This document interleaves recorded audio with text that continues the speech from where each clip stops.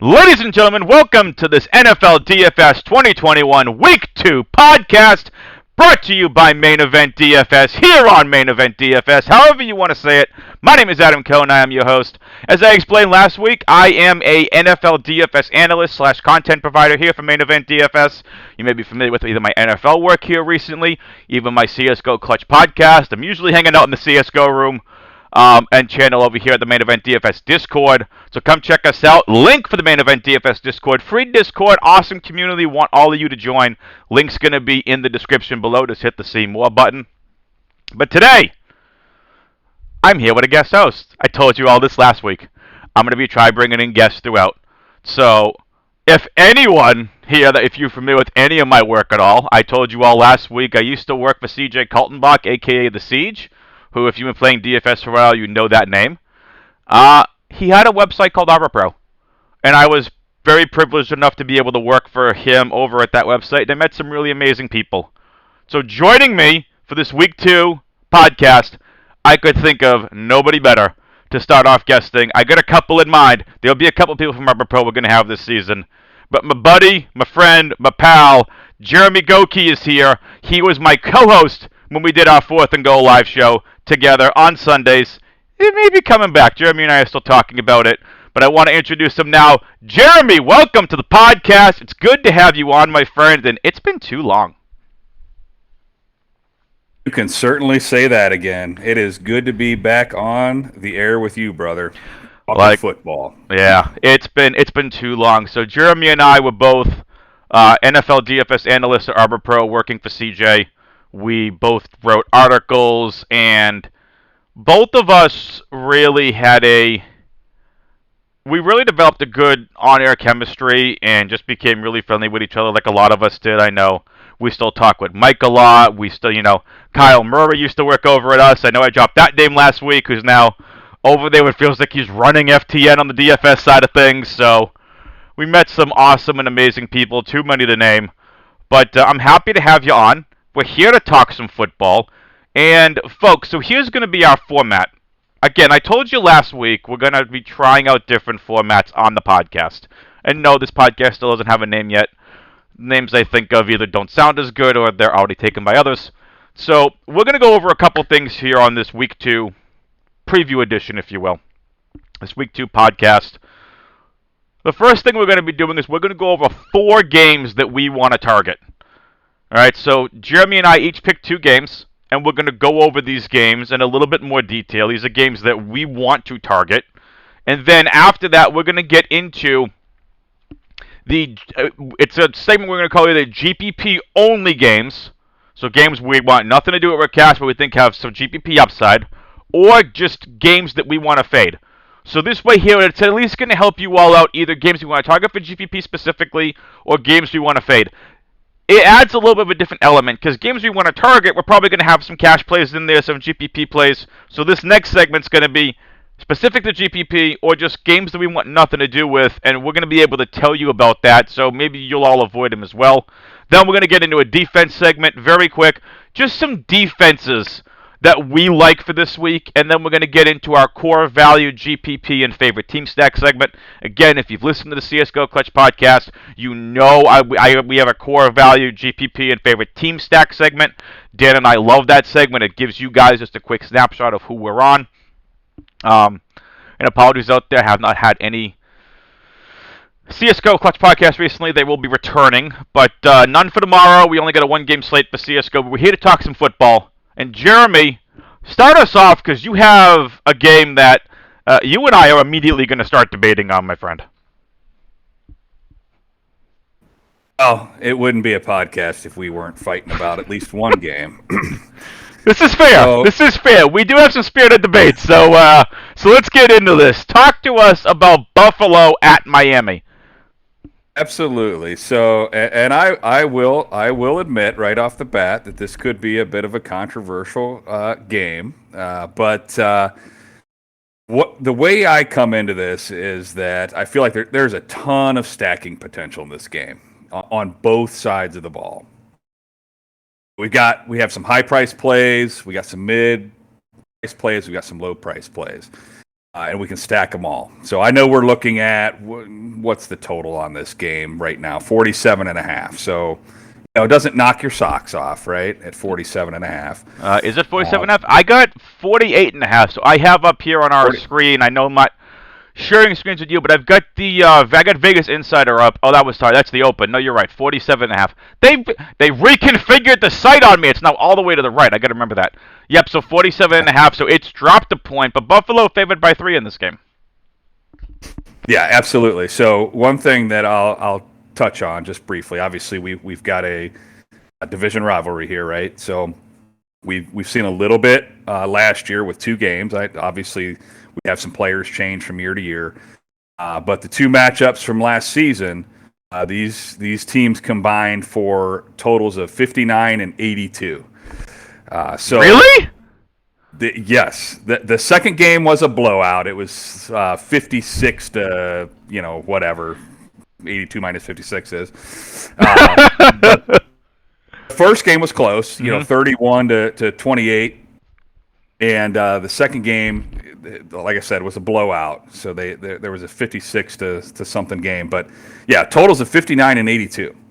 So that's one of the things that you look at. These teams know each other pretty well. They're going to know where to attack, and it just might lead to something that others might not look at. Now, could it be the other end of the spectrum and be below that 47.5? Sure. Yeah, because neither one of these teams are going to focus a run game.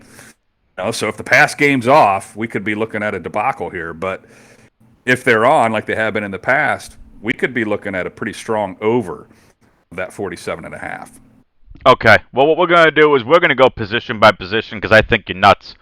Right. I think we're looking at, from last year to this year, a souped-up Buffalo defense and a souped-up Miami defense. 2 teams that are top 10 defenses in the league, in my opinion. And so let's dive into this, because Josh Allen is expensive at $7,200, but 2 are only $5,500. Do you have any interest in either of these quarterbacks? I have interest in both of them. Okay. Talk to us about the Buffalo side of this game first. Absolutely. So first of all, I'm looking at a Bills bounce back game. Right? They struggled mightily against the Steelers last week, and Josh Allen won to do that. But looking at and of course, we've got one game to go on this year, and you're absolutely right. We have some defenses that got beefed up a little bit, so we need to see a little bit of proof throughout the year that's going to come to fruition. But looking at the games last year, Josh Allen threw for 415 yards and 4 touchdowns, and the second meaning 224 yards and 3 touchdowns. So he's got the ability to go out there. Now, is he going to be a slate breaker? Probably not. If you're looking at large field GPPs, I don't think he's going to get you that number that you really need to bank on. But when you talk about Miami's defense being better, Josh Allen's actually one of the better quarterbacks in the league when under pressure. And so I really feel, number one, you're going to get some rushing yards out of him. And number 2, he can get out of that pocket and he can rifle that ball. If he doesn't fumble a couple times last week on runs, it could be a different story. I think the thing with Josh Allen, to your point on the fumbling, and I'll let you finish your point, it's the Steelers' defense. I was surprised when I was doing my season-long drafts, people just rushing to take Tampa. I'm like, you do realize Tampa's got an okay front 7, they have great linebackers, and they have a mess secondary. Has anyone not looked at what the Steelers' defense looks like? That defense is brutal, if not the best in the NFL. I thought the Patriots, quite frankly, were up there at 2. But then the Gilmore injury, that really hurts them. We don't even know if he's going to be traded. But so when we're going against Pittsburgh, we're going to probably avoid a lot of players on the opposite side of that defense. But go ahead and finish your point about Josh Allen, and I'm really interested to hear about your Tua take. Yeah, so just a few quick points on Allen. Last year he was the number 1 quarterback. Not number 1. Top 10 at least in quarterbacks under pressure last year. Week 1 this year, for designed runs, like quarterback runs designed to do that, 30% of the time was a design run for Allen. So you compare that to Kyler Murray and Jalen Hurts. They were in the teens, right? So we're talking about running quarterbacks. I think we're going to get some things going on there. And then just real quickly, DK points in all the games where there was a 48-point total or more. So I know we're below that right now, but I'm looking at the possibility of it being more. Some of his spots, this is last year, of DK points, 37.5, 36.2, 25.4, 39, 34, 40.7, 20.3. So he's got the potential to get into that mid to high 30s range of DK points. In the game, it's a close game, and he's got to throw a lot and run a lot, and the ball's in his hands. Those are amazing stats, by the way. Those are awesome stats. Now, if we take into account like those games themselves, we don't want to deep dive too much into this. We have a lot to get to here. 7,200 is what I'm looking at this week. Yikes.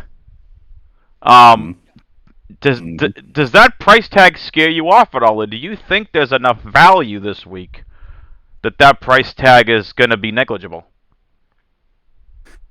Price tag scares me. It absolutely does. So it's really got to be dependent on the type of game that you're playing. If you're really trying to smash in a large field GPP, if you've got mass entries, that's one thing. You want to kind of try and play these games and play these stacks, and that's what you're going to do. But if you're playing large field GPP, you got to be careful because 7.2 is 28 points is 4x. So you need him to get into the 30s. He has to get to the 30s to pay off for you.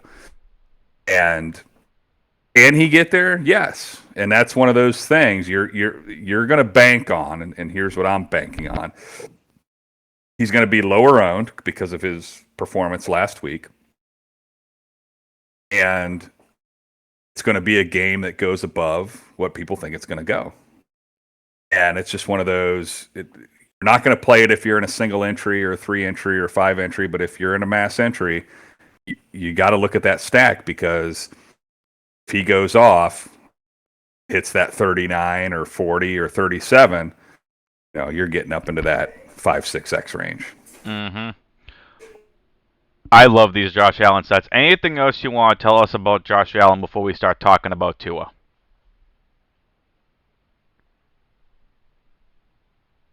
Let's move on to Tua. Excellent.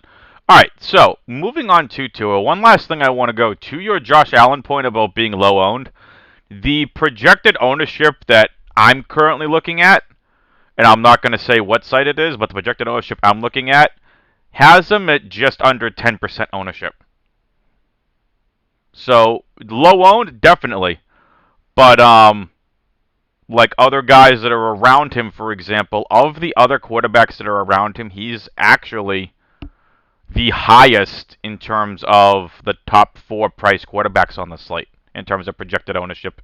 Again, right now on a Friday night. Things are going to change on Saturday. Things are going to change come Sunday. But I really like the Josh Allen take. But you're right. Like, he's going to need, 5x, which is 30-some-odd points at 7.2K? Now, can he get there? Absolutely. If this game balls out, like you said, like it was last year, if they have a ball-out game, you're going to need Allen, some of the wide receivers. We're going to get to that.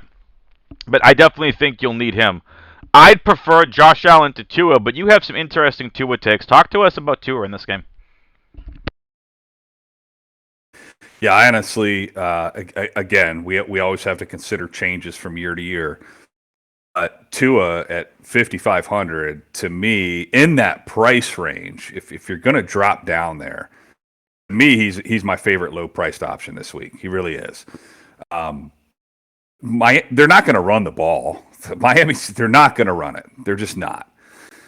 And when you look at the second meeting last year, so I've talked about the 2 meeting last year. Tua did not play in the first one. That was Ryan Fitzpatrick. In the second meeting, Tua did play, and he threw it 58 times. So at 361 yards, he had 1 touchdown. I think he had 2 or 3 picks. So you're looking at 58 throws. And just real quick, in the 2 games last year, quarterbacks combined in the first game for 82 attempts and the second game for 83 attempts.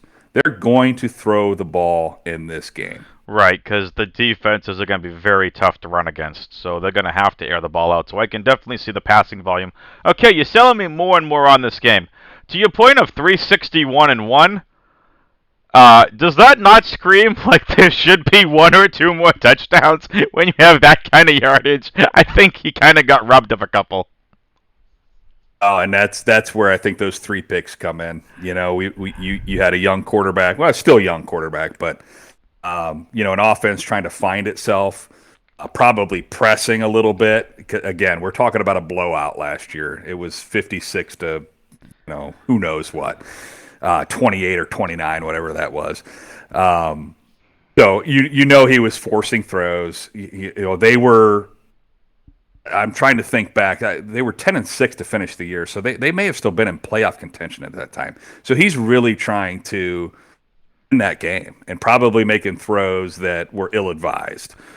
So now you're looking at early in the season. If he's going to throw, we'll back off the 58 a little bit and say, let's just say 48 to 50. Mm-hmm. I think he's going to be a little bit more poised.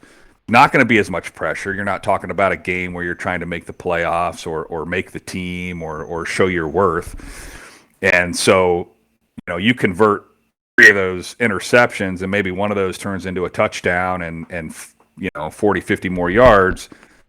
You're looking at more of a Josh Allen in the first meeting with 415 yards and 4 touchdowns. Tua could be a slate breaker. The ceiling upside is amazing, I think, with Tua. Yeah. Now we know last year he had no one that was good to throw to. Sorry, Devontae Parker. You're good, but it's not exactly like you've proven over the last 5-6 years you can be the one on this team. I love Jaylen Waddle in this game. I just have the more you've talked about, and the more I think about Waddle, there is a piece of news here, ladies and gentlemen. Will Fuller has been ruled out for this game. We're all going into this as Will Fuller was going to be there, coming off the suspension, good to go. It was reported earlier today, I think, from Adam Schefter and Ian Rappaport that Fuller is ruled out for this game. So, Jeremy, on the wide receiver side of this thing, before we just jump in the running backs real quick, because I don't think you and I are really any interest in the running backs in this game. Waddle sticks out to me for 2 reasons. We know he had a connection with Tua in college. And from what little bit I saw and heard of the game last week against the Patriots, Waddle looked good. And I think that says a lot. Typically, we don't like playing rookie wide receivers. If they're good, they don't typically emerge until the second half of the season. There's a learning curve. There's getting them reps. There's getting them on the field. It's a rapport with a quarterback. All these different things. It's not like rookie running backs are going to go explode. No, rookie wide receivers take a little bit longer.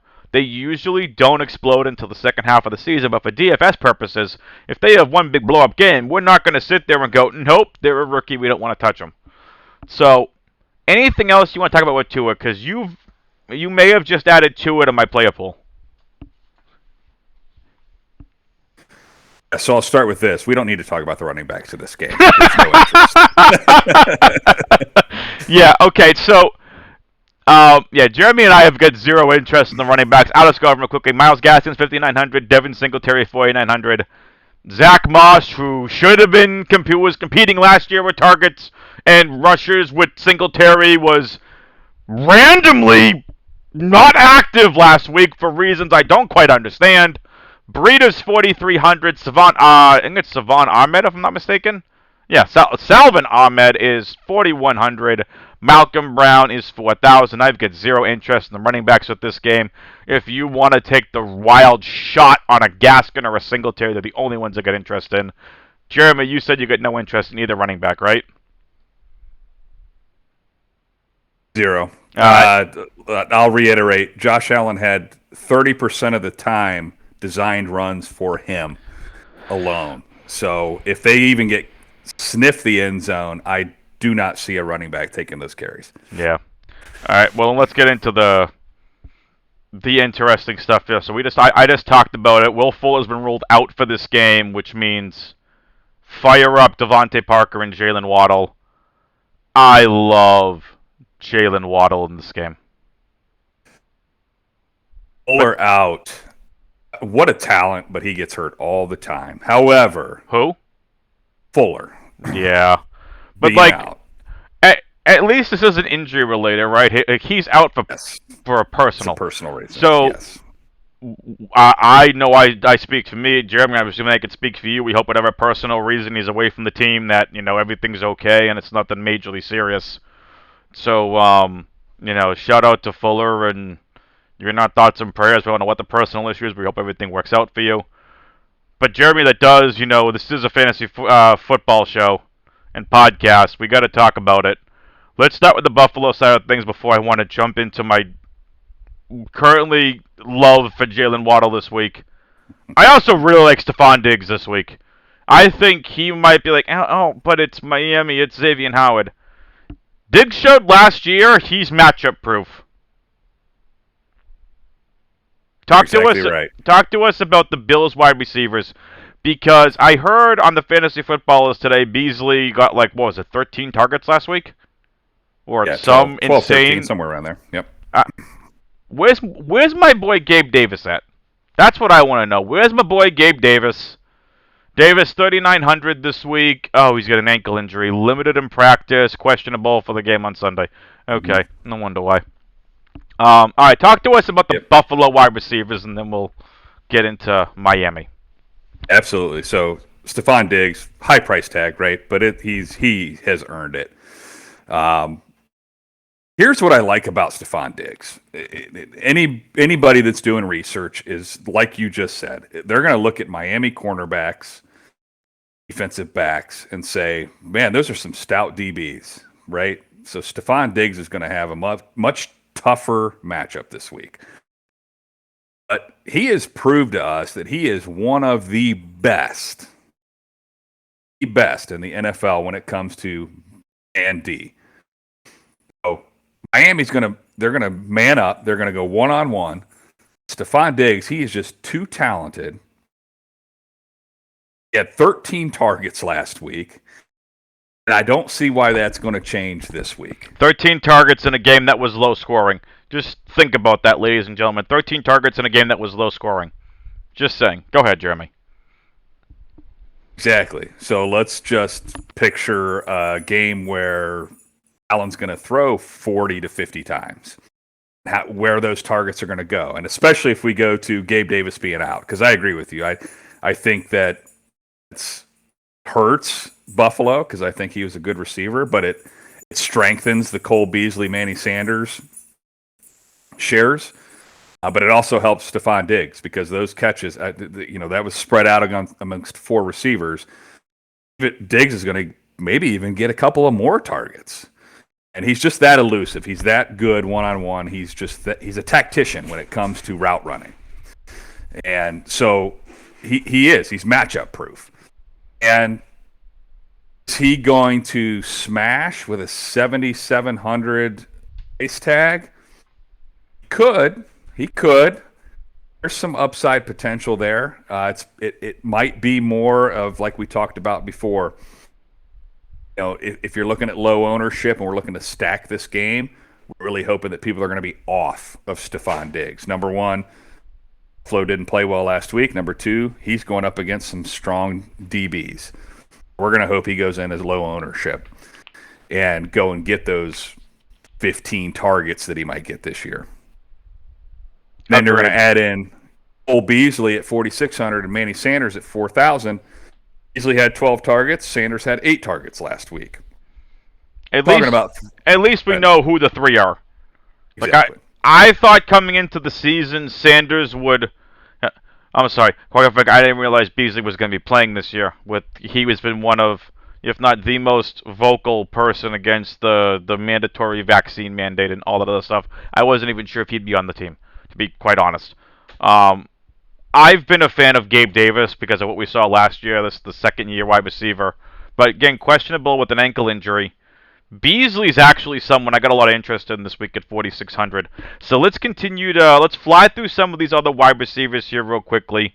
We'll talk about Parker and Waddle, and then we'll get into the next game. Absolutely. So keep an eye on Gabe Davis. If he is out, Beasley and Sanders' stock has to go up. 100%, and I would have more exposure to them in my player pool than I would if Gabe Davis is in. That's my opinion. No, you're absolutely right. Absolutely right. Those are two huge plays. If Gabe Davis is out, that brings low price stacks into this game.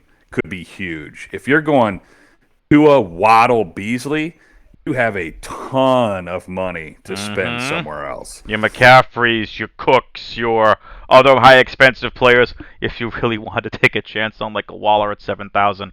But it frees up the rest of your roster to play some of the more expensive players. Not saying you want to pay for every expensive player if they're in a bad matchup, but you have the flexibility to do so. I also wouldn't be opposed, and Jeremy, you can tell me if I'm wrong, I personally wouldn't be opposed to going Allen, Beasley, Waddle. If we do, I respect Xavier Howard. If you all think that Xavier Howard shuts down Diggs, which is a possibility because he's that good, Allen, Beasley, and Waddle are going to be a more unique stack because people are probably going to want to put Diggs with Allen. Again, we're early in the season, Jeremy. I don't want to be rude and disrespectful to anyone out there listening, but there's soft money the first couple weeks of the season because we get just some casuals that are playing and they would be like, oh, it's Allen and Diggs. I want to put them on my lineup. But if you get into the weeds of it, Beasley and Sanders are great plays. And putting them with Allen immediately differentiates you from any of those other Allen and Diggs stacks. Absolutely. And we got to look for correlation, right? We're stacking. 100%. Stacking a team, and we're stacking a comeback, right? So you've got to have somebody from the other team. We'll talk about this a little bit later with GPPs. This game, to me, so many stackable options. You can go high price, low price, mid price. Especially if Gabe Davis is out, it opens so many options. And so I'll quickly go into Waddle and Parker. Yes and yes. Waddle is my favorite, just as you said. I've got a little Waddle crush going on here. But Fuller out, Parker is absolutely in play as well at 5,500. Yeah. All right, so just to recap, because again, we want to get going on, I feel like, again, and Jeremy, you and I were talking about this pre-show. We actually had hit the record button on this podcast, ladies and gentlemen. Otherwise, Jeremy and I would have been talking till like midnight and just playing catch-up and just shooting the breeze, talking football, and this podcast would have never happened. You would have had an apology from me tomorrow and a very quicker podcast. So, just to recap, if you had on the Buffalo side of things, Jeremy, favorite wide receiver, including when you factor in salary, who's your favorite of the Buffalo wide receivers if you were to rank them 1, 2, 3? Assume Gabe Davis is out. Okay, I'm going to assume Gabe Davis is out. I would probably go Beasley, Diggs, Sanders. I like that. I think that's the right order. Now, again, keep in mind, you need to keep in mind that if Davis is in, I'm lower on Sanders than Beasley. I think what we saw last week is Beasley's pretty safe regardless.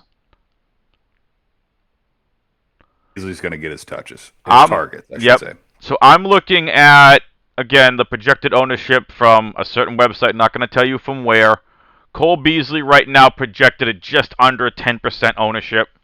At 4.6K, you mean to tell me in a 20 max I only have to go 20% to be 2x the field on Beasley? Yes, please. And Manny Sanders had 8 targets last week. Now, I will say this. I'll have to look at it. I don't know if Gabe Davis got hurt during that game. It's possible. He only had 5 targets in that game. 4 targets, I'm sorry. Yeah. He may have gotten hurt. I still think that, like, Buffalo likes Gabe Davis.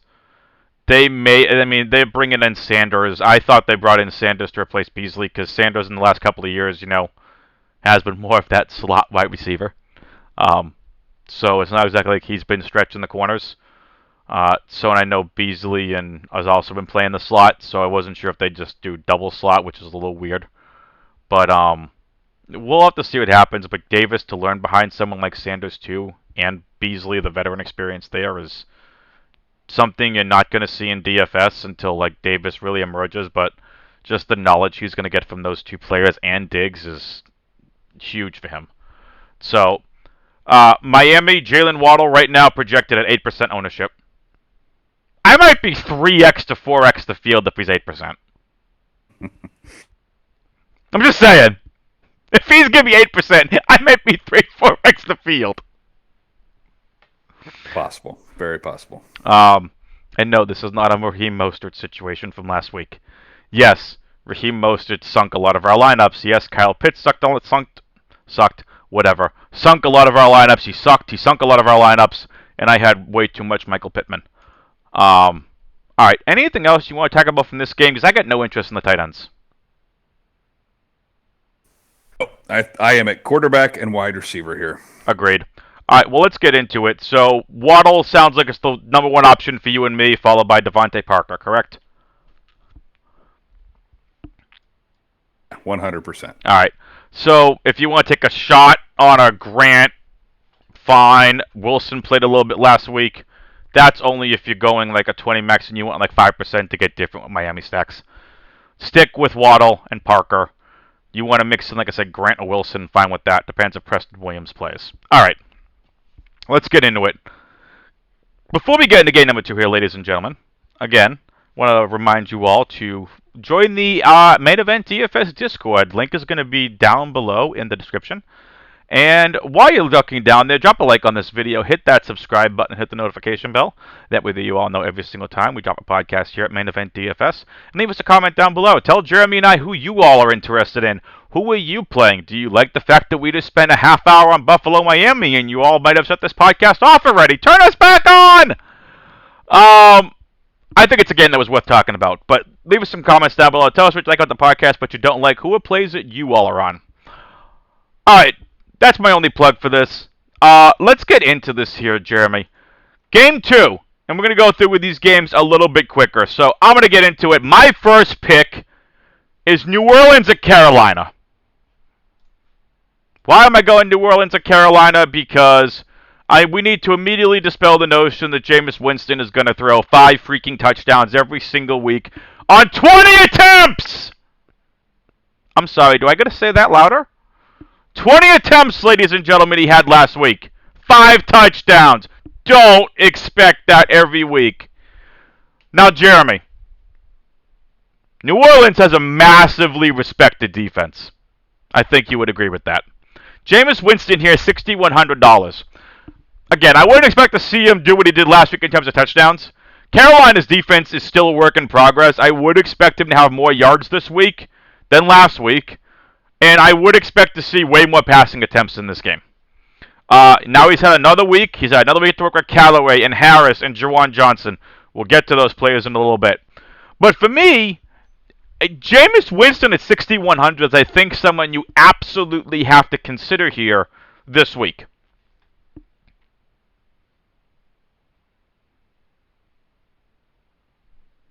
I can't disagree with that. I mean, at that price range and really the team he's going up against, I think you're on the money there. Yeah. Now on the flip side of this game, we have Sam Darnold. And I'm really interested to hear your take on this game as a whole, because I think people are going to be more apt to stack the Saints than they are the Panthers. So for large field GPPs only, I absolutely love Panther stacks this week. Sam Darnold's $5,200. He struggled a bit last week versus his old team in the Jets, but, you know, I don't know what to make of it. We're 1 week in. I look at it like this, and when you see my Stardom or Fatum article tomorrow night here on Main Event DFS, I'm going to be posting it in the Main Event DFS Discord, and I have a kind of a philosophy I go by for the first 4 weeks of a season. I use 2020 stats unless there's something in the 2021 data. So the previous year stats I use for the first 4 weeks, unless there's something in the current season data that I think is warranted. And look, Jeremy, Sam Darnold's a large field GPP only play for me. Marshawn Lattimore and PJ Williams are both listed as questionable for this game. So if Lattimore especially is ruled out, I'm going to be looking to make sure I get more exposure to Sam Darnold, because I think that's something that Darnold can exploit. I think the Saints defense, they can get the Darnold. They got a good front seven. I think the Saints defense can get the Darnold, but I think Darnold is going to throw the football for the Panthers to be anywhere near competitive in this game. So talk to us about these quarterbacks. I'm interested in your takes.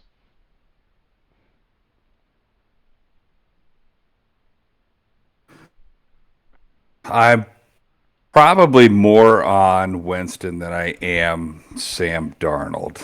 I get where you're going with it.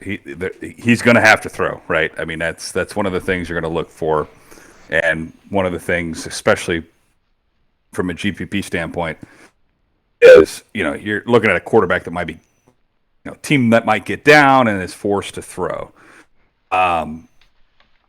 Yeah, Lattimore might be out. I don't know if it's slate breaking for Darnold. Obviously, Winston showed us last week he can. Like you said, don't expect it. But not on 20 attempts. If you want to expect 5 touchdowns, just don't expect it on 20 attempts. Exactly. And do you see more than 20 attempts coming this week? Yes. 25? I see like 30 to 45 attempts for Winston. Like an actual, It should be a normal game flow. I think Winston can throw. They're not just going to shove Kamara down the Panthers' throats. Otherwise, they're just going to stack the box against Kamara. That's true. That's very true. So, I mean, like for me, definitely Winston's the way I would go over Darnold. Darnold may or may not make my player pool, but I do think it's interesting with Lattimore and Williams both listed as questionable. If they want to rest him this week, because, they could go, it's just Darnold, let him beat us. Good, I'll take advantage of that for GPPs.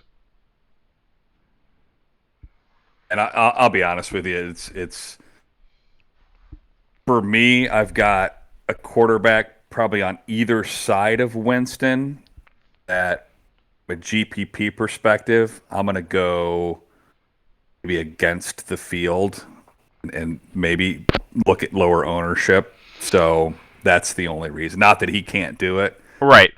I've literally got a quarterback on either side, 100 above and 100 below, that I'm looking at possible large field GPPs. For those who don't know what he's talking about, that would be Kirk Cousins, and I would assume Baker Mayfield. There you go. Well, we'll get to Baker.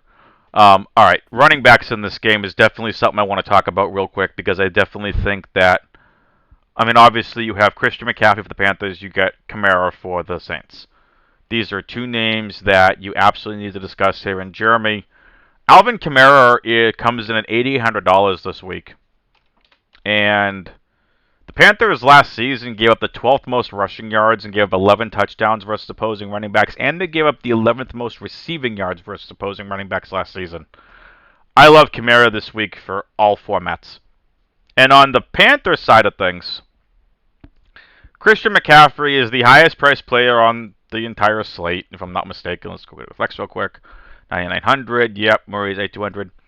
Look, Christian McCaffrey's a beast. He's matchup proof. Here's my only concern with Christian McCaffrey. Excuse me. The Saints defense last season gave up the 7th fewest rushing yards and only gave up 9 touchdowns versus opposing running backs. And they gave up the 3rd fewest receiving yards versus opposing running backs last season. I'm not fading Christian McCaffrey outright, but Christian McCaffrey is someone I want to be underweight on this week. Where were you at with these two megastar running backs? So basically, the way I look at it is in this game, and just take into consideration what you just talked about with the Saints defense. If I gave both of these guys 30 touches in this game, which one would produce, forget their price tag, which one would produce more? To me, it's Alvin Kamara. Would outproduce Christian McCaffrey. I would agree with that. Just on offense versus defense, can you even get open? Can you make plays? And then you add in the $1,100 price difference. It's got to be Alvin Kamara all day. No disrespect to Christian McCaffrey. Again, it's even, I'll be quite honest with you, even if we're talking about cash games and single entries, might be careful with my McCaffrey exposure. 100%. Is it bad of me to say that I'd rather play Kamara or Chubb or Cook or Najee or, insert other running back that has a slightly better matchup for cash games than Christian McCaffrey, get the savings and spend up somewhere else? That's where I would go. So, again, Kamara, 8,800. McCaffrey, 9,900. Jeremy, any other thoughts here on the running backs before we get to the wide receivers? I just look at the Panthers total at, 20.5 is their expected team total. That's not even 3 touchdowns. You need more than that from McCaffrey alone to pay off his price tag. So you're expecting this game to go over. Not only go over, but the Panthers to, make some push. I just don't see it. I don't know that it's there. Yeah. Game's at 44.5 right now. Looks like it's fluctuated between, it started at 47.5 and has dropped and dropped and dropped. Craziness. All right. Well, let's get into the wide receivers in this game, Jeremy. I'm very interested to hear your takes on these.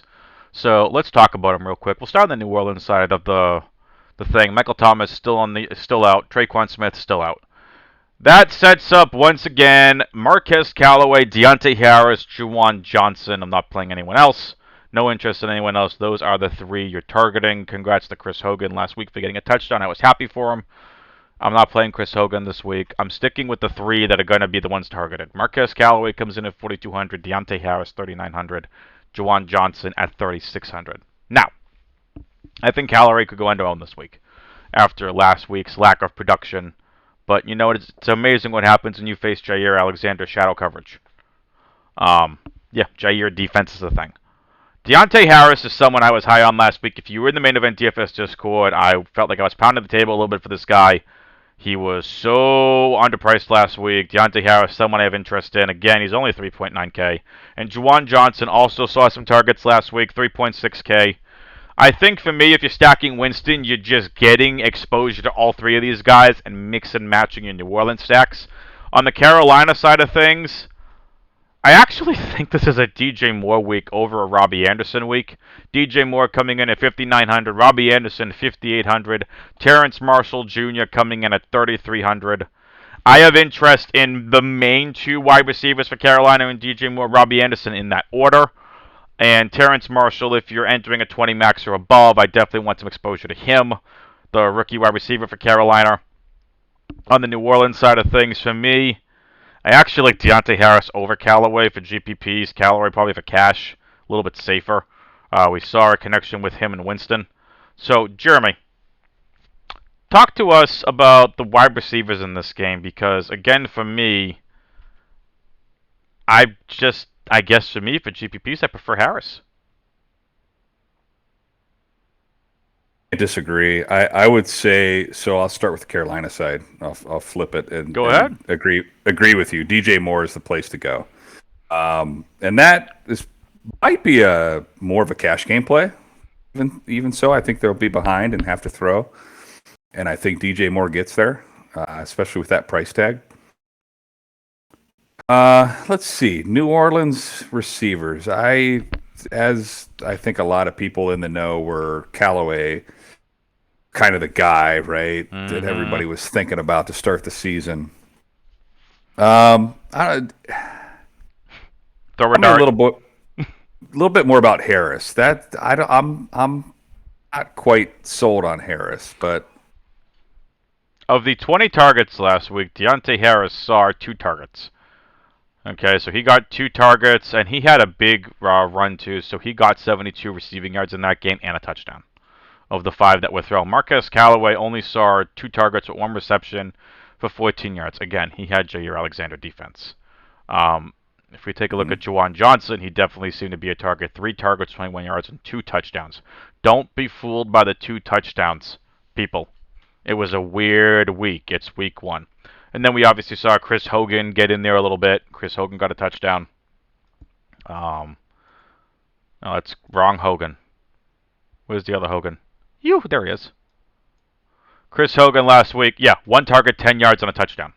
1 target for the touchdown. Yep. Just saying, right? Like, let's not go crazy here.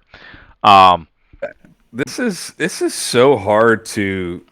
Sir, it was such a weird week. Like really you just mentioned, it was such a weird week.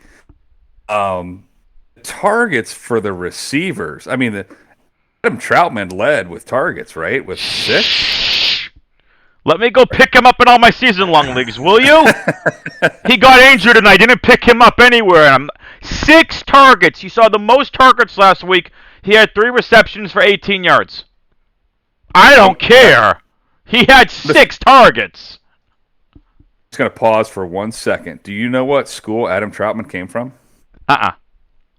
University of Dayton. Oh, you would plug that, wouldn't you, Jeremy? Oh. Sorry, I'm from Dayton. What do you want me to do? That's okay. You absolutely can plug your team. I was just going to say, like, in case you all haven't heard Jeremy before, yeah, he's from Dayton. Big Dayton fan. Shout out Obi Toppin.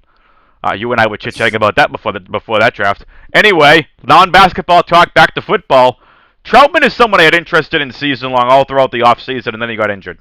And then it was like, everyone hands off. It's like, why? Troutman's that good of a player. He should be the 2 in this offense next to Callaway. I'm going to be right on. So, like, we can transition into that, but, like, Troutman's the only tight end I got interested in this game. If you wanted to play Dan Arnold, Saints gave up the 6th fewest receiving yards versus opposing tight ends last season. Or gave up the 6th fewest receiving yards. No thanks. Troutman's the one I have interest in for this game. So wrapping up this game before we get into our next game here, because we're running a little bit long. If you're prioritizing the New Orleans receivers, you're just taking shots on all 3 of them, right? You're taking shots on Callaway, Harris, and Johnson? Yeah, if I'm doing it, I'm gonna stack it some way, and I'm still gonna go with Callaway. That's just, I don't know. That's just the way I'm feeling right now. Callaway's the top of the list for me. Totally fine. I mean, how we feel about the Carolina receivers. You and I both in agreement. DJ Moore, Robbie Anderson, and then Terrence Marshall.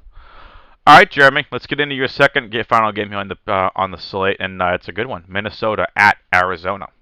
And we're going to go through these a little bit quicker because we are running a little bit longer here. So, Minnesota at Arizona. What does this game come in at? Let me refresh the page here. Minnesota at Arizona comes in at 50.5 over-under. Talk to us about this game. Absolutely. So, I like both quarterbacks, but I like them differently. So, Murray's 8,200, right? He's a quarterback.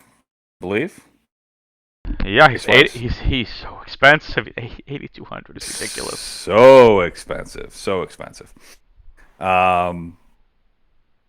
He is a quarterback that can be played naked, meaning no stack, right? So you don't have to put you could take Murray alone from this game, period. 100% agreed. 100% agreed. Minnesota's defense is very soft. At this point, they're not going to put a lot of pressure on. They've got key linebackers out or could be out, and Kendricks and Barr seem to always be out.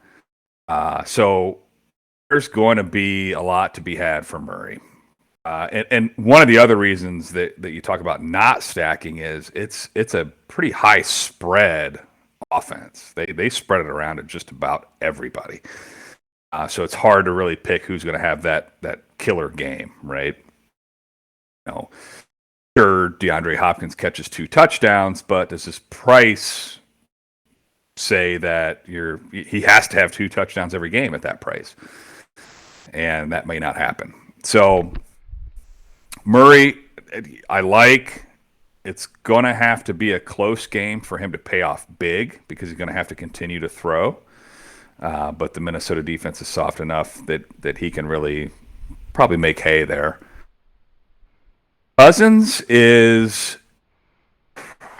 it's going to be a GPP play for me. Yep. I can't rely on it because his offensive line is terrible. Maybe slightly better than last year, but I'm just praying in a GPP that he can stay vertical because he is going to get knocked around. You hear that, Cincinnati? You wanted Jamar Chase. You didn't take Sewell. Just saying.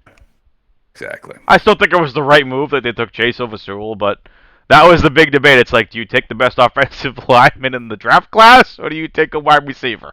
This just goes to show why offensive lines are so important. Very, very, very important. Cousins did throw nearly 50 times, 49 times last week. He's going to do it again. They're going to have to throw 50 times, be in this game. It's a prideful team, and they've got a lot of good players. It's just they don't have the line to protect Cousins. So if he can stay vertical for 2.5 to 3 seconds and get the ball off, it could be a big game. You are banking on him being vertical for 2.5 to 3 seconds. You mean not running around like crazy like Kyler did last week? He was out to the right and then he went all the way to the left and then went to the left more and then threw a pass downfield. That play has been all over TikTok, all over the place, and it's been dubbed with so many different things. Like, Murray's just a freak athlete.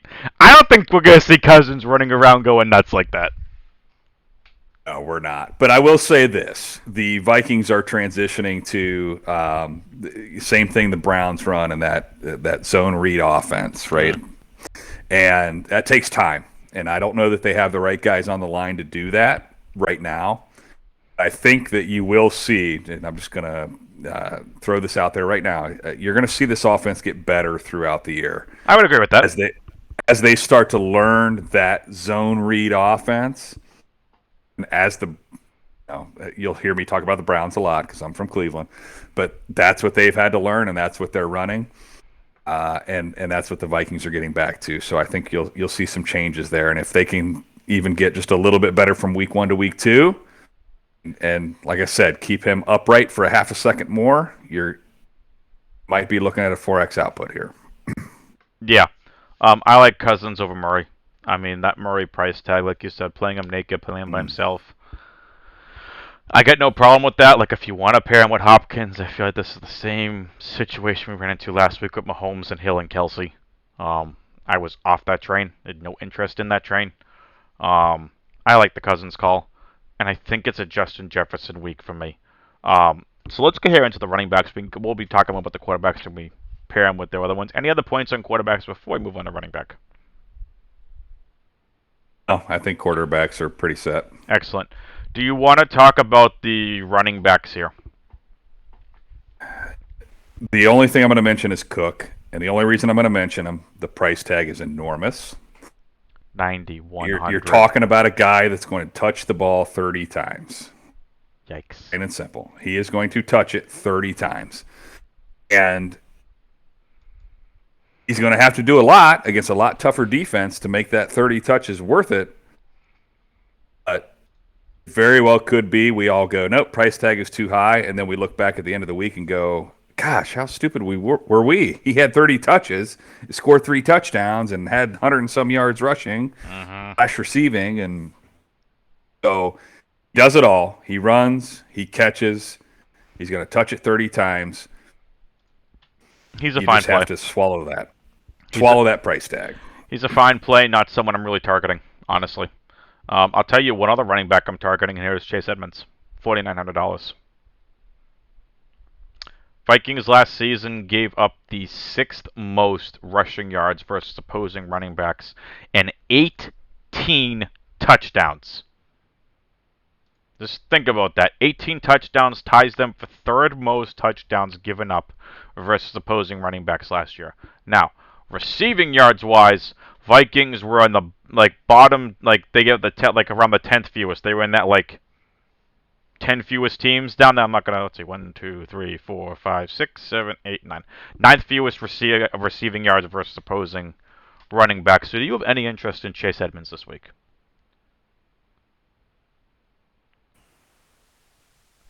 I think once you get outside of Murray, everything is a GPP play. That makes sense. And even Murray might be there as well. I don't know if you can rely on that in cash, but Chase Edmonds, I don't I mean, that stat right there alone has me thinking about it. 4,900.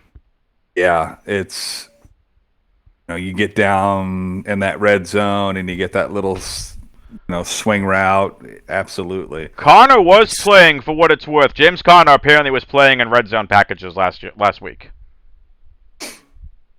Interesting. So he fell off the face of the earth. No, he's still there. Now, again, we need to see what's going to happen this week because you have Kyler Murray as a quarterback. This is just like Lamar Jackson. If you're in the red zone, there's a good chance there were a bunch of design runs, like for Josh Allen, where it's just like, oh, you think we're giving it to the running back, do you? No. So I think Edmonds is going to need to make his bread and butter outside the red zone and hopefully break off a touchdown or two. But 4,900 is just so cheap, and someone I think you should have exposure to. You can put him in your Arizona stacks, but someone you can play in general. GPP also only, by the way. I would not play Chase Edmonds in cash unless you just absolutely want the value. And quick reminder, the guys that guard those running backs out of the backfield are linebackers, and the Vikings could very well be out Barr and Kendricks. So if you want to just keep an eye on that. Yep. That could just be another reason to put Edmonds in your lineup. Yep. Well, let's talk about the wide receivers here. A lot to talk about, and we'll try summing this up rather quickly as we're approaching an hour already. See, folks, this is what I was talking about. If we didn't hit the record button in this podcast, Jeremy and I would literally still be shooting the breeze, and this podcast would have never happened. Jeremy, wide receivers in this game. I feel like DeAndre Hopkins is pretty obvious at 8,000, but talk to us about the Minnesota wide receiver duo of Justin Jefferson, Adam Thielen, and you actually have someone else you're interested in who's a value play. Absolutely. I feel like we're going to go to midnight anyways, but it's all good with me. I just don't know if the people want to listen to a 3-hour-long podcast. So Jefferson and Thielen, we're looking at some pretty decent price tags, right? But the thing about the Vikings, and I hope we all know this by now, is their usage goes through very few hands. So it is mainly Jefferson, Thielen, Cook. And that's pretty much it. So, yes, you are getting a high price tag, but you're getting guys that will get double-digit targets, period, in Jefferson and Thielen. Jefferson 7,400, Thielen 71. Thielen's going to have the high floor, right? He's going to catch the underneath, the over the middle. He's going to take those first down catches, all that good stuff. Jefferson's probably got the higher ceiling. So he's the one that might be able to break that long pass. I was just going to say, this feels like a Jefferson game, doesn't it? It really does. It really does. I like Jefferson. I like the high ceiling, double-digit targets. Thielen's the cash game play, right? He's the one that's going to get you the 3X. Jefferson's the one that has the potential to go get you 4 or 5X because he's going to be the target down the field. The slant routes, the posts, the things that are going to beat the front seven on Arizona is pretty good. DBs, they can be beat. I don't think anyone on Arizona could really stop Jefferson. I mean, you have Budda Baker in the backfield, I believe, as a safety. So, sure. But it's not like Budda Baker's lining up as a corner on Jefferson either. I think we'll get to a point on Jefferson, like we talked about with Stefan Diggs earlier. Matchup proof? He's going to be matchup proof at some point. I loved him coming out of college last year. I never expected this, though. I never expected what he did last year. I'll be honest with you, just because I have family from Minnesota, it's kind of like my second team that I watch. And when they got Jefferson, I was ecstatic. This kid is phenomenal. And he's only going to get better. And I do think we're headed to a route where he's going to be that Stefan Diggs. He's going to be unguardable. It's possible. I mean, is it bad to say Jefferson might be better than Diggs at this point in their careers? Is that bad to say? Absolutely has the potential to be better because he's he can be a deep ball threat. Yes, he can 100%. And you know what the sad part was, Jeremy? Didn't he play out of the slot a lot in college? Yes, he did. Absolutely. And now he's lighting up on the outside and twitching defenses. It's crazy. So anyway, Jeremy, I think it's a Justin Jefferson week, ladies and gentlemen. In case you haven't heard over the last 5 minutes our gushing love for this kid this week at 7,400. So I would agree with you. I think Thielen having the floor, and I would agree on Jefferson having the ceiling. We're not saying Thielen doesn't have a ceiling. Kirk looks for Thielen in the red zone as well. I just think Jefferson's got a big ceiling this week. Thielen's got a ceiling, but I don't think it's anywhere near what Jefferson's is. So just keeping that in mind.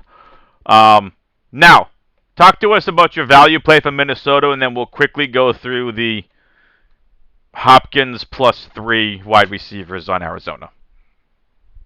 Absolutely. So I like a couple of KJ value plays this week, and one is KJ Osborne for I just realized that. I just realized that. He has absolutely got the potential to get double-digit targets.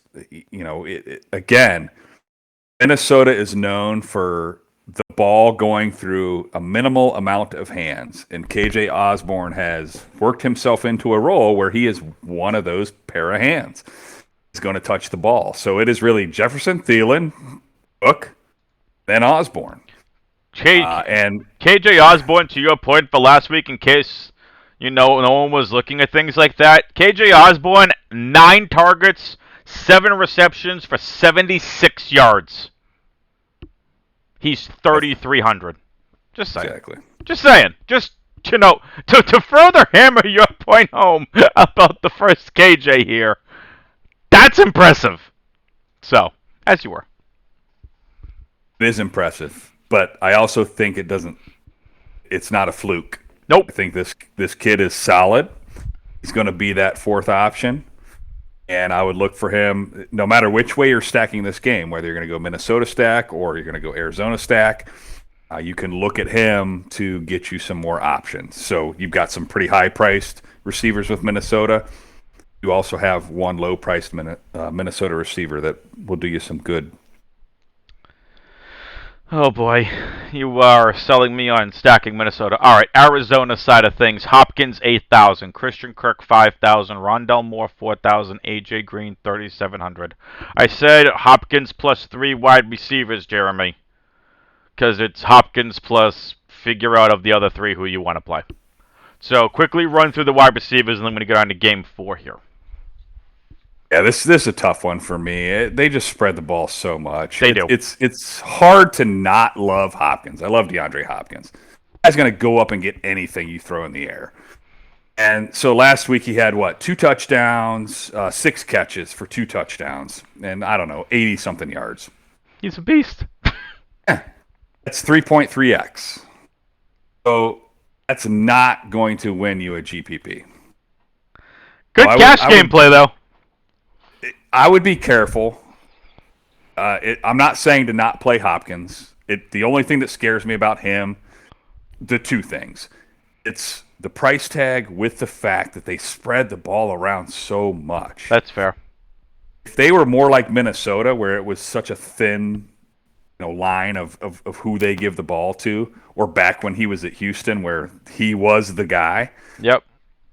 It's a different story. But they have Kirk. They have Moore. They have AJ Green now.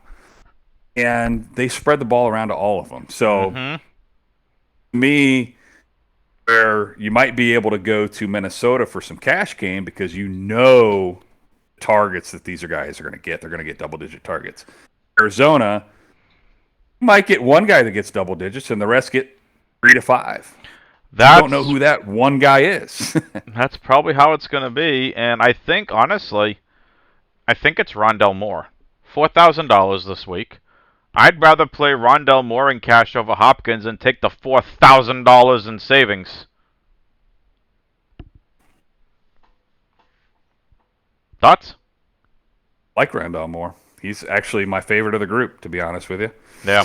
I mean, again, we're not saying don't play Hopkins. No, play Hopkins this week. Just like Kyler Murray, the price tag is obscenely high. And this isn't like, again, if you want to compare this, Jeremy, like you and I were talking about pre-podcast, the Cleveland and Kansas City game from last week, I was underweight on Kansas City. I thought it was a trap game. I have a massive amount of respect for Cleveland's defense. I don't care if the Cleveland's defense is on the road.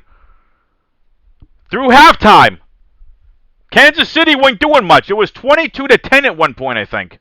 And then Mahomes just goes out and shows why Mahomes is that good. And then Hill had a great game. And Kelsey had a good game. But Kansas City had the game script to be able to do so. I don't know if I see that game script here at Arizona.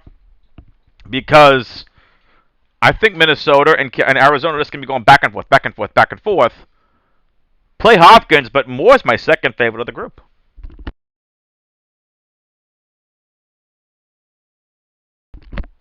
So, anyway, anything else you want to talk with about this game?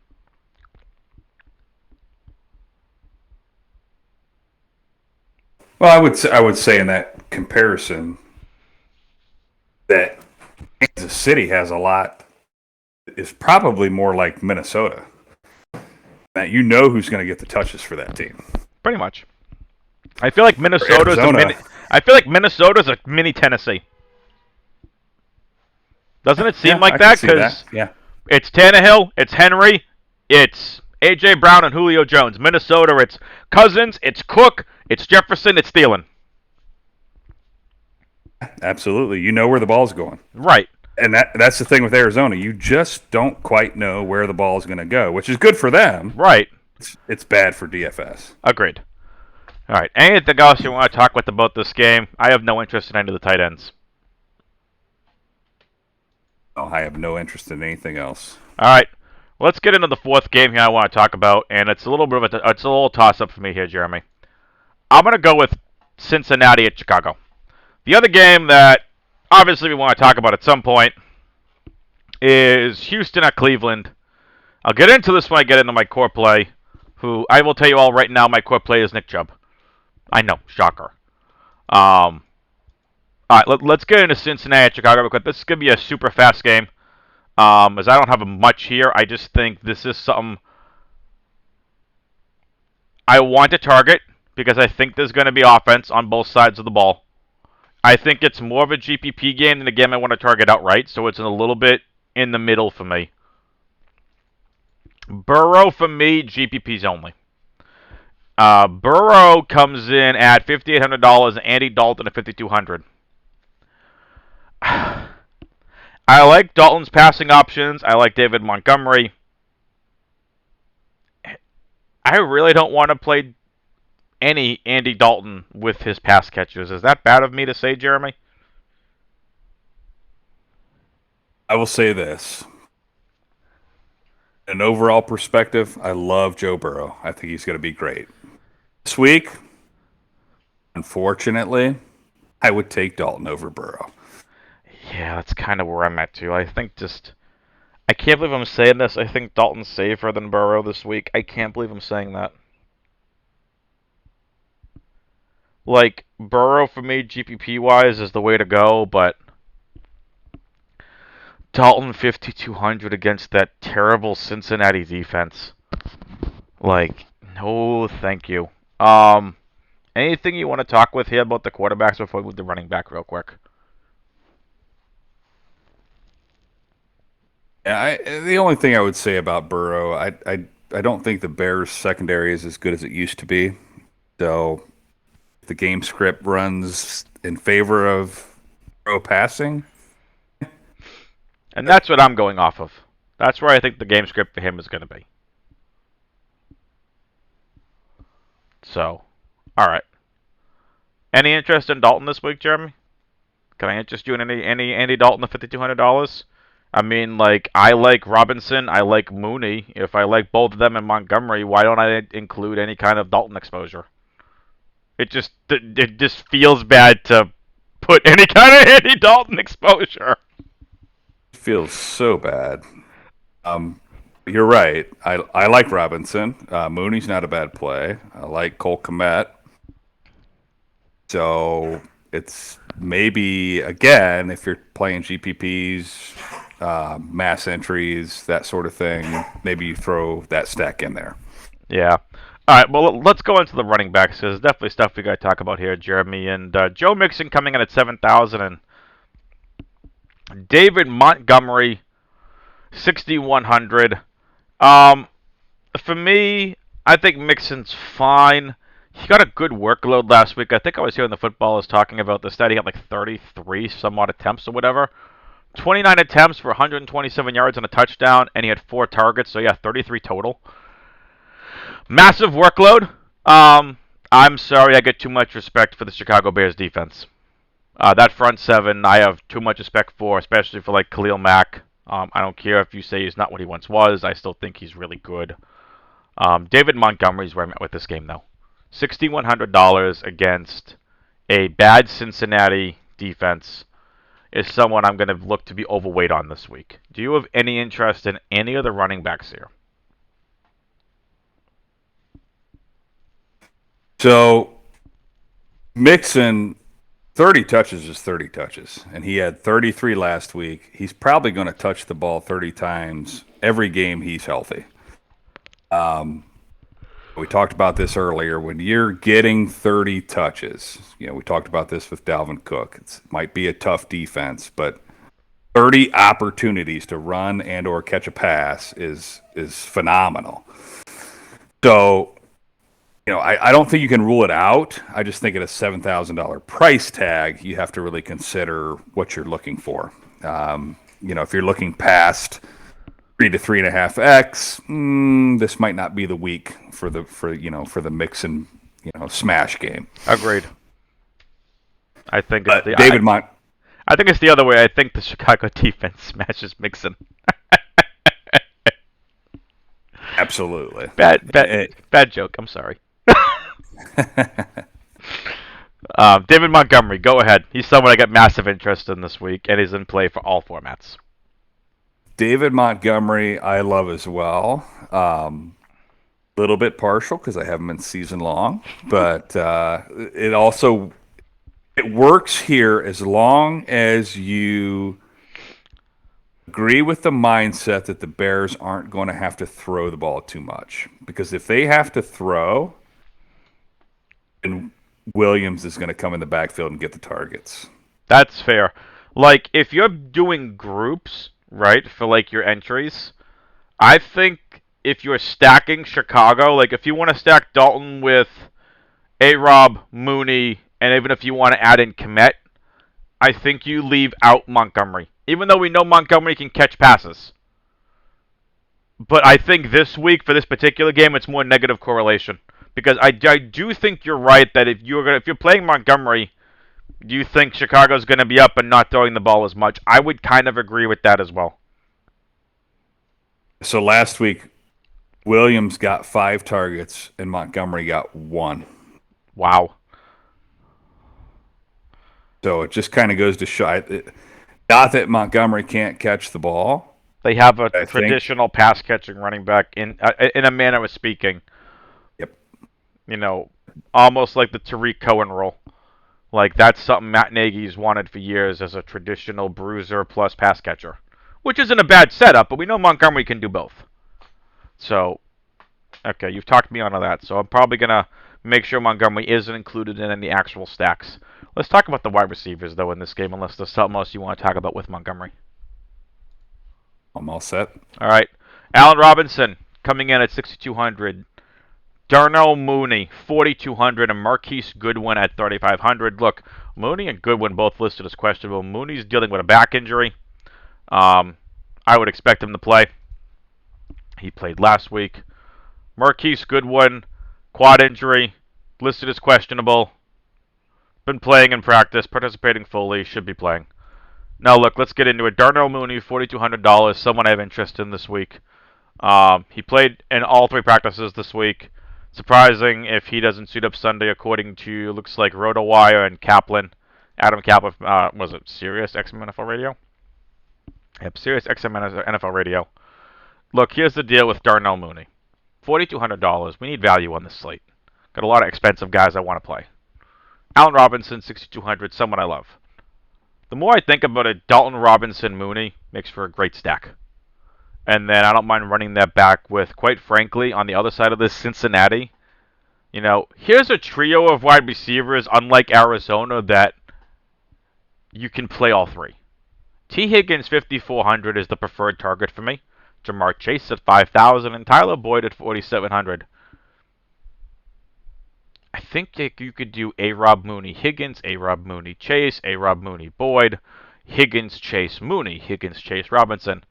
I want exposure to all of these wide receivers, but those are the five I'm targeting. I got no interest in Goodwin, Perryman, Bird, Tate. Stick with the main five. Talk to me about the wide receivers here, Jeremy, and then we're going to get into our next segment. Funny enough, going into the season, I would have said Boyd was the man for Cincinnati, but I don't know that that's going to end up being the case. I actually prefer the Higgins Chase. And I think you're on the money with Chicago as well, with A-Rob and Mooney, especially if we're talking about, I mean, they had, I think, the lion's share of the targets besides Cole Kmet with the tight end, and then Damian Williams at the running back. You know, Goodwin was at 4 targets, and then Mooney was 6, and Allen Robinson was 10.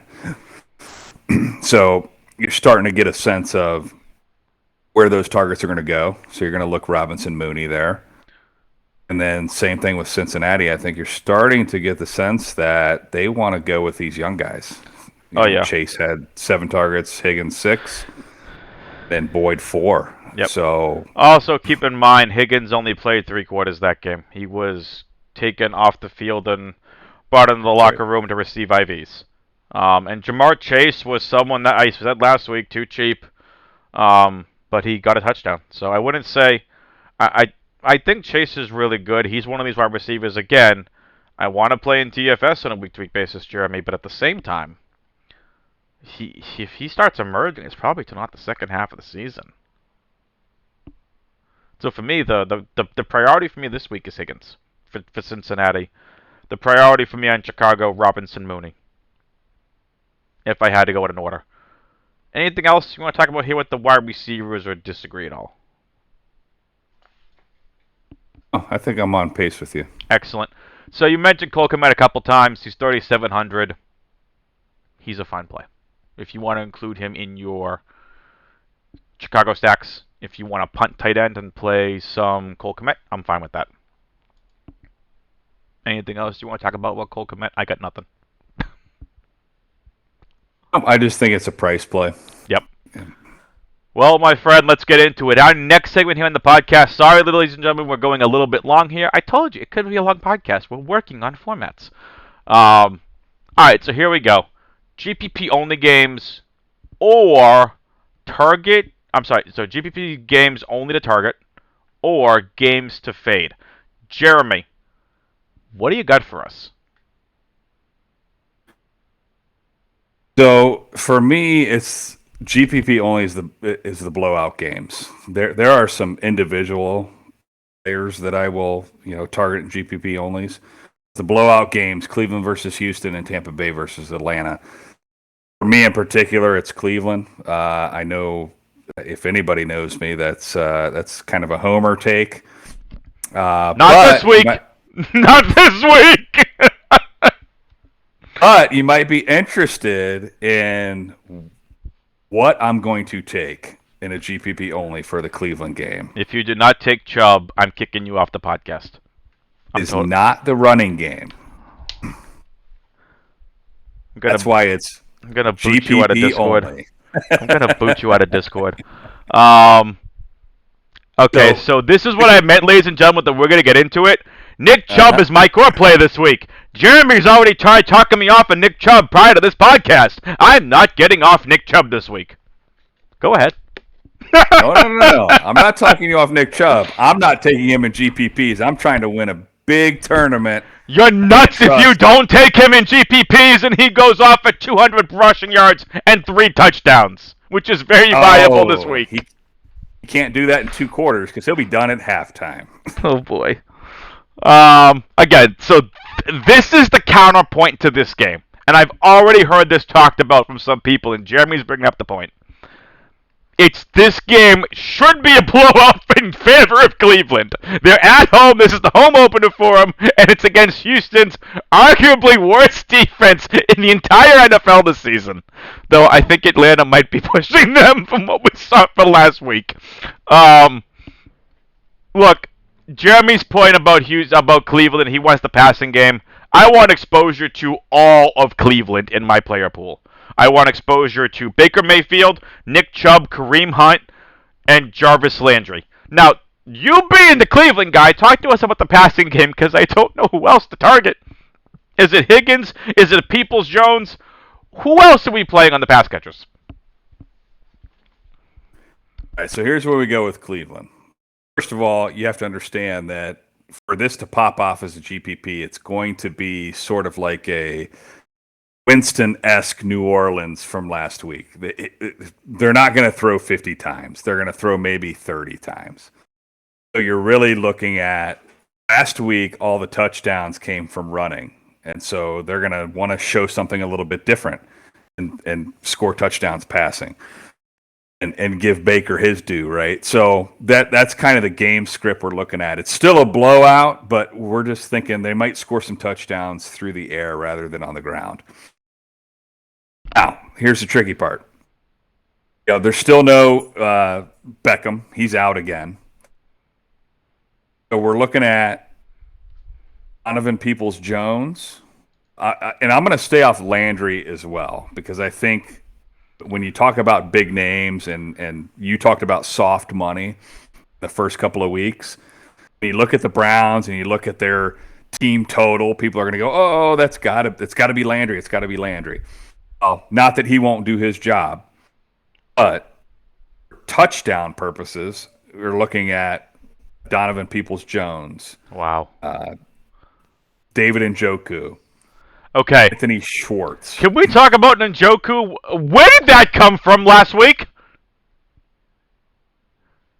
Like, I feel like every time they turned on the Cleveland game, it was Njoku. 5 targets, 3 receptions, 76 yards. Where did that come from? I'll give you the quick backstory of Njoku. He is a raw talent. I mean, absolute raw athletic talent. Always never has been. Never wanted to block. All he wanted to do was catch, right? So when they went out and got Hooper, Njoku said, I want out. Oh, I remember that. He wanted out. Then they went and drafted Bryant. And so Njoku was really on the out. He was the third stringer last year. I remember that. But somehow, some reason, last year, Njoku started to believe that he could be the man. He started blocking, can actually block now at a tight end position, in which, hey, guess what? Because he can block, it opens him up for more passes because he blocks and releases. He's left alone. And when you leave a guy like that talent alone, open in the middle of the field, who's 6 foot whatever, 4 or 5, that's a pretty big target for Baker to catch or for Baker to throw to. So sure. All right. He will be the best tight end on this team by the end of the year. Yeah, I mean, if you look at the targets share, Njoku, I think I saw 5 targets, Hooper 3, Bryant 2. And then he obviously had that big catch and run last week. I think was the play I was talking about. All right, so let's just recap this game real quick. I'm all over Chubb this week. I think he's one of, if not the best play on the entire slate. I'm signing this up to Chubb is how they're going to score. I think Landry's a really good play. Donovan Peoples-Jones is min priced at $3,000. So you're telling me you have more interest in Peoples-Jones for GPPs than you would a Rashard Higgins for wide receivers not named Landry? Rashard Higgins played 1 snap last week. What? No, 7 snaps last week, something like that. It was a ridiculously low number. Oh, so it was Schwartz then that was in there. Yes, Schwartz got all the touches, which is why I would have Schwartz unless he's out. Then I would go to Higgins. Got it. So we're gonna have to watch that. Anthony Schwartz currently listed questionable with a knee injury. We'll see what happens, but keep an eye on that. But I like the Peoples-Jones call. I'm going to add him to my player pool. Anything else from this game you want to talk about? Again, just a outlier stack with the Browns. Baker's got to be involved. I would agree. I also think Landry as one-offs and Peoples-Jones as one-offs in other lineups are perfectly viable. And you play lots of Nick Chubb this week. And I don't mind if you play Kareem Hunt either, but I just think it's a massive Nick Chubb week. All right. Is there anything else? Because I do see that you had 2 games actually listed as the GPP only blowout game. So talk to us about that other one, and then I'll get into. I actually have a fade game for this week. So talk to us about that second game, real quickly. Quickly, just it's the Atlanta comeback, right? They're gonna have to pass a ton, and you've got some pretty good targets. You're talking about Pitts at tight end. You've got Ridley if you want to go there, but Gage at wide receiver. It's a game where they're going to have to pass to try and stay in it. And so, those guys are probably going to have to eat if they want to make this game even close to competitive. And so there might be a stack there. And then, of course, you could always bring it back with the Tampa Bay player. I think they've got the highest team total on the slate. They're going to be highly owned, but you might want to get a piece or two of it. So one way to get that is to take Atlanta with the passing game, trying to stay in it, and then grab your Tampa Bay comebacks. Makes sense to me. I got really nothing else to contribute to. I still have no idea how I want to play this game. I don't know if I want to play it on the Atlanta side of it. I don't know if I want to play it on the Tampa side of it. I think Antonio Brown over Godwin and Evans for me, just considering what we saw last week. Ridley for me for Atlanta. I'll be right back on Kyle Pitts. I think this is definitely a stackable game both ways, in my opinion. Anything else you want to talk about here with this game, Jay, before I get into my fade game for this week? Oh, I think I'm all set there. Excellent. All right, well, let's get into my fade game for this week, ladies and gentlemen. That's going to be New England at the New York Jets. Look, as a Patriots fan, I know Mac Jones showed well last week. I have no interest in Mac Jones. I have no interest. I have a little bit of interest in Deante Harris at 5,400, so I have no problem if you want to take a shot on Deante Harris or James White at 4,600. But let me tell you this. I have no interest in anyone else inside this game. You want to play a Jones, Harris, Myers stack, I'm fine with that. You want to mix in the tight ends, I understand it. I don't even see this game being a high enough scoring game where it's going to matter this week with some of the higher totals on the week. Season long, I'd think about flexing Harris. I'd think about if you're in a deep league, flexing Myers. I don't mind if you want to, play one of the 2 tight ends if you had to draft him and you punted tight end. Just GP for DFS this week. This is a stay away game for me. Outside of both defenses. Yes, I said both defenses. Jeremy, thoughts on New England at the Jets? I've got it in my fades too, but let's keep in mind that we probably never fully fade a game. And so I'm on with you with the defenses. Absolutely. I am on point with you with Harris. And, I think, that Harris could see 25 touches. I mean, it's a 43 over-under with New England favored by 6.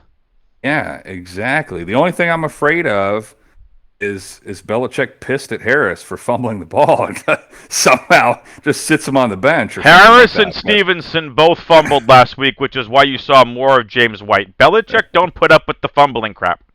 Yeah, exactly. So a little afraid of that, but the reality is he's the workhorse probably. So you might even think about cash if you're confident that he's going to be in that game, but very low total. I'm with you there. This is the lowest total on the slate. This is a stay away from me except for the defenses. I have interest in both defenses, and this is actually a pretty interesting, transition here, Jeremy. Because here are the I just want to talk about, before we get into your defense first, and I want you to go because you and I have some other defenses we want to talk about, but I want to talk about these two defenses specifically. The Patriots on the road at 3,700 and the Jets at home at 2,200. Look, it was the Jets versus Sam Darnold last week. $2,200 for a home defense versus a rookie quarterback and a defensive coordinator that just became a head coach in a low-scoring game. I have interest in the Jets defense. Because if Mac Jones makes a mistake, which rookie quarterbacks can do, I got a $1,500 savings, but I'll tell you, I will have some exposure to the Jets in my player pool, because I like to mix and match defenses, Jeremy. So we're getting right now in here to our defense segment. So let's go click here to all games real quick. Who are some defenses you like? For me, I like the Patriots and the Jets. Jets, I think, are probably one of the better value defenses on the slate. Talk to us about some defenses you like, and then I'll get into some other ones that I like. I think we're lined up, especially the Patriots side I like. I think that defense is pretty strong. I think the Patriots defense is going to be rather chalky, too. I would agree with that. Absolutely. Right now, the Patriots defense actually not as chalky as I thought. Only coming in right now at just over 4% by the ones I'm looking at. And oddly enough, the Jets at 12.3% ownership. Way higher than I thought. So, very interesting. If you can afford the Pats defense, I think the pay-up's pretty interesting. So, talk to us about some other defenses. I think some other ones that I would throw in there, you briefly touched on it earlier, Pittsburgh's defense. Just depends on what Las Vegas is going to do and how they handle that. But I think Pittsburgh can be a strong defense and sort of middle of the pack price tag. Chicago's defense, it's going to depend on if they can get to the quarterback. Their defensive backfield is not fantastic. So if they struggle getting to the quarterback, which they shouldn't, but if they did, that's going to leave them pretty susceptible. So I think it's worth a shot. I think if they can get to Burrow and they can upset him enough to maybe throw some picks and get him on the ground a little bit. Nice. Any other defenses you like this week? I think just one other that you're going to mention, but I'll let you to that. So when Jeremy said we're both pretty aligned on defenses, for me I have a main three. It's the Browns one. I want to get as much exposure to the Browns defense as possible against Houston. I'm sorry. What we saw from Houston last week was against Jacksonville. I don't care. It's the Browns. They're at home opener against Tyrod Taylor does protect the ball for what it's worth. The fantasy footballers, I was listening to a podcast, they were saying this. At least Tyrod protects the football. So that's why I'm also interested in the Patriots and Jets, both rookie quarterbacks. Belichick's a great coach overall, maybe a little bit more defensive-minded than offensive-minded. And we know Robert Saleh, how good his defenses were in San Francisco last year. Very, defensive-minded head coach coming from that system.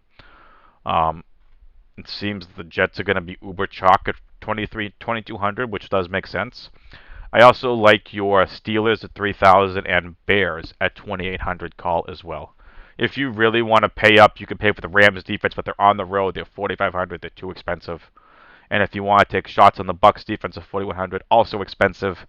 I don't like typically paying that much for a defense. All right, Jeremy. Anything else for defenses before we get in here and we wrap up this podcast if people haven't already fallen asleep during this thing? I think you're spot on with the Browns. Keep in mind they played one of the best offenses in the league last week. This Browns defense is going to be much improved this year. Agreed. They're a Super Bowl contender for me. Yeah, I said it. All right, well, let's get into it here. Core value, GPP, and favorite stack segment. We thank you all for sticking here with us on the podcast. We apologize this is a little bit longer, but the purpose of these podcasts is to give you a more talked about on a couple of games perspective than just top level. So, again, hit that like button, hit the subscribe button, and hit that notification bell. Leave a comment down below. And again, Main Event DFS Discord link will be in the description. Hit the See More button in the description as well. Jeremy, core, value, GPP, favorite team stack segment. Core plays, who you got? I don't think we're going off really different than what we've already talked about. Quarterbacks, I got Jalen Hurts and Tua. I like it. Hurts is kind of in that Josh Allen, Kyler Murray, sort of scenario, pass and run. Yep. Running backs, this is a game script call, but Chris Carson with Seattle. That's actually really not a bad call. I like that call, and I think Chris Carson is going to go unowned this week. And I agree with that. I think everybody's going to focus on the big names and kind of forget about Chris Carson a little bit, but I think he gets a lot of touches. You know who's not going to forget about Chris Carson are our listeners here to this podcast. Good thing. He's going to do you well. Mm-hmm. And Najee Harris as well at running back, which will be highly owned. I do understand that, but I think that's for good reason. If you're looking at cash, I think he got every single Pittsburgh rushing attempt last week. He was on the field, I think, for 100% of the snaps. Yeah. So just saying, Pittsburgh has their guy. Yes, they do. Wide receivers, Vikings, Jefferson, Thielen, like we talked about. Shocker. Seahawks, Metcalf, Lockett. So if you see a theme here, it's the teams that their usage goes through very few hands. It's not a bad thing to target. Exactly. And then going back to Pittsburgh again, and as a Browns fan, it hurts, but I have to. Deontay Johnson's gonna eat this week because he's preach! Guy. I need him to feast this week. So, for a little season-long analysis, in one of my I'd probably say my main league. Not that this is way out there, but I played against Graham Gano. Graham Gano put up 21.2 points. And I'm playing against Najee Harris, so yes, I need Deontay Johnson to go off this week. I'm already somehow down, 21 points. I'm like, did I play against McLaurin? Who did I play against? And I look, and it's the kicker. And I'm like, oh, I think next year I'll make it a motion, eliminate kickers, extra flex spot. That's besides the point. So I love the Deontay Johnson call. He's the main guy for Pittsburgh. Don't get it confused. People all hyped up about Chase Claypool for good reason. It's Deontay Johnson's. I compared him to what was going to be the Steelers' Antonio Brown. He's that good. He's the guy. I don't care that he had lots of drops last year. He's the guy. So I like that call. What about a tight end? Absolutely. And by the way, we got rid of kicker years ago, so you should definitely make that motion. Working on it.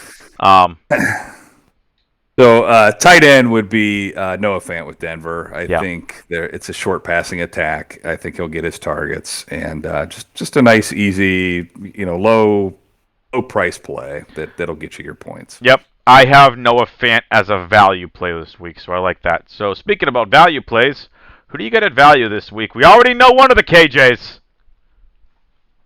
Oh, yeah. I'm going KJ heavy this week in the value plays. And actually, all these guys are receivers. We've got KJ Hamler at 3,800. KJ Osborne, who we talked about with Minnesota, 3,300. And then these two guys in the same game, which Cedric Wilson's probably going to be the higher-owned guy. At 3,100. Yeah, he's probably going to be uber chalk for Dallas in that very, very high total game for sure. Exactly, which is why the flip side with Jaylen Guyton, 3,100. Again, I think Guyton's an interesting play, and the Chargers like him.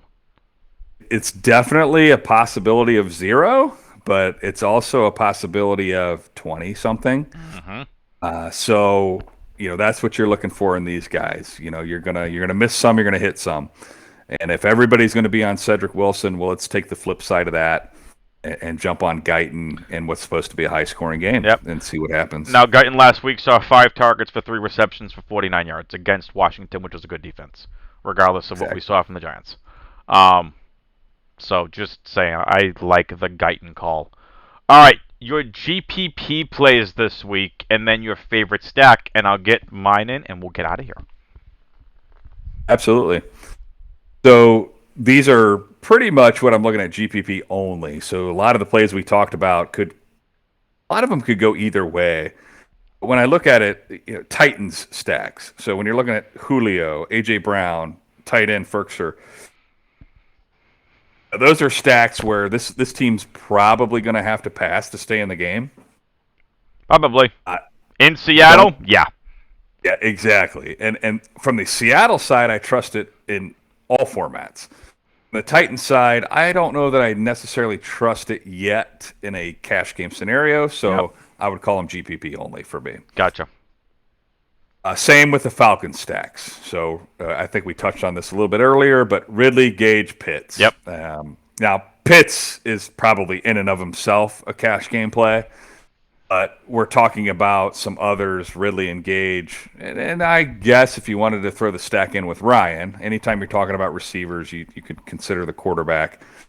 But in a game that they're going to have to pass. That's what I'm looking at with that stack as well. And I think Ryan's going to be better this week. Don't be fooled by what you saw last week. I think Matt Ryan's going to be better this week. It's not exactly like Matt Ryan's got this rookie behind him that's going to beat him out for competition. He's got Josh Rosen and I don't even know who this Franks kid is. Felipe Franks and AJ McCarron's on IR. So not exactly like Josh Rosen's going to come in here and push him for targets, but you never know. He was drafted in the first round overall.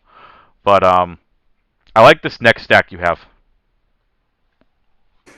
Yeah, so we touched on this real quickly. Brown stack, and this obviously is not a game that they have to pass. So I'm looking at more almost like we talked about, Jameis Winston and the Saints sort of thing last week, where it's going to be a minimal amount of passes. So we're not going to rack up targets and yards. We're going to rack up touchdowns. And the reason I say that is, Baker's, that kind of guy that you want to feed him. You want him to feel comfortable, right? And so last week it was all about the rushing touchdowns. Let's see if we can dial up some of these passing touchdowns. And in a game where you could really pretty much do whatever the hell you want. We're looking at Baker, Donovan Peoples-Jones, Njoku, Schwartz. If Schwartz is out, we'll look at Rashad Higgins. And if you wanted to go there, I think Landry is great. I just think he's going to be more owned in this particular stack than anybody else. Yeah, makes sense to me. Anything else for GPP plays? I'll just throw out a couple of guys kind of individually. So we talked about it earlier. Kirk Cousins with Minnesota. Kenyon Drake. Josh Jacobs is out this week. Yep. And so Kenyon Drake, again, it might get up to the highly owned. It just kind of depends on how people feel about the game, but you got a running back that can receive as well. And probably going to get a lot of the touches and targets. So that could end up being pretty highly owned. We'll keep an eye on that. Yep. And then Brandon Cooks on the comeback yep. for the Brown stack. I like it. Do you have a favorite stack at all? Individual stack, no. I have a favorite game, Buffalo-Miami. We argued about this earlier. Shocker, that took us a half hour on this podcast to go through because you and I were going back and forth, and I thought you were nuts, and now I actually like the Miami side of the game. Actually, both sides of the game, so thanks for nothing, Jeremy. I only had that X'd off my player pool. Well, you got to make decisions, right? And so for me, the decision is this game gives me so many opportunities for stacks. I can go high, I can go mid, I can go low. I can go like we talked about with the Tua and the low-priced receivers, and then I can go out and get my Alvin Kamara and all those other guys that I want to target. So this game to me is the biggest stack game. I'm going to put my chips in. This game's going to go above, but the outcome is set out right now. They're going to get into at least the 50s, and these stacks will pay off for me. I like it. All right, I will get here into my core value GPP and favorite stack, and then we will head out of here.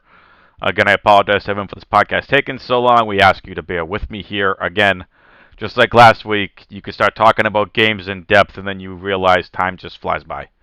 So with that being said, core play for me this week, I think you all know I've said it several times in this podcast, core play for me this week is Nick Chubb. Value play, Javonte Williams, 4,400 in the game against Jacksonville, where apparently last week Gordon and Javonte split the workload.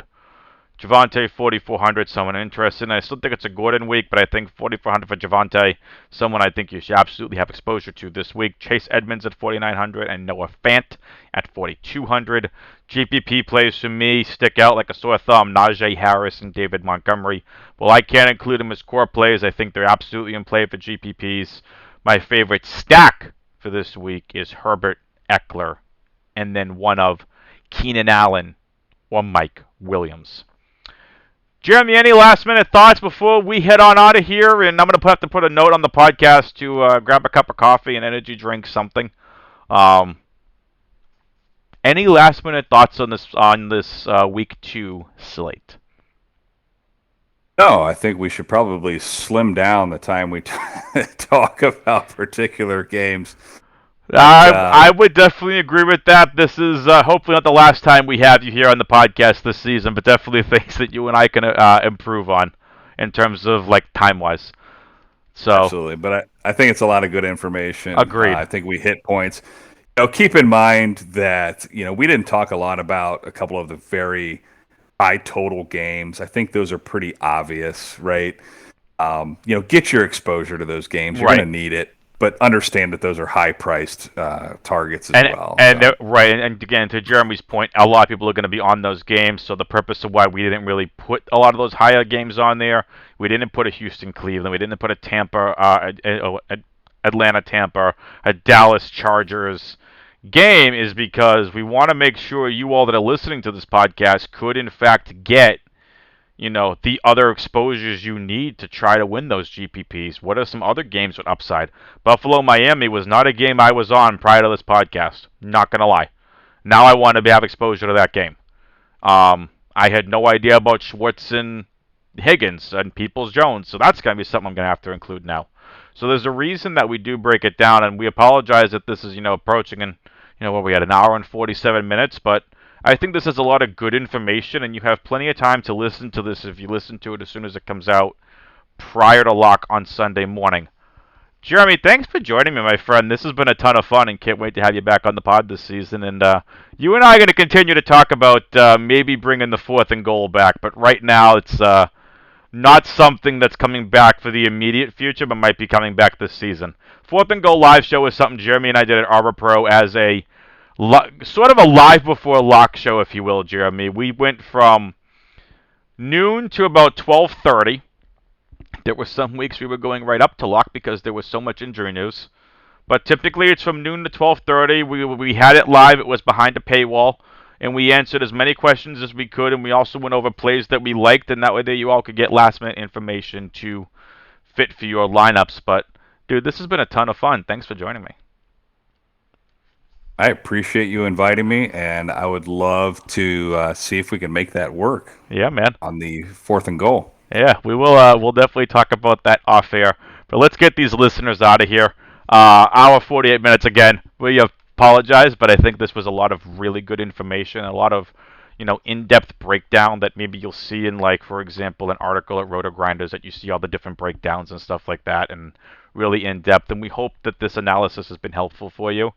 Again, hit the like button, leave a comment down below, hit the subscribe button, hit that notification bell. That way that you all know every single time one of these podcasts drop here at Main Event DFS. And again, join our Discord community over at Main Event DFS. Link is going to be in the description. Hit that See More button in the description for the link. For Jeremy, I'm Adam. Good luck this week. Latest, peoples.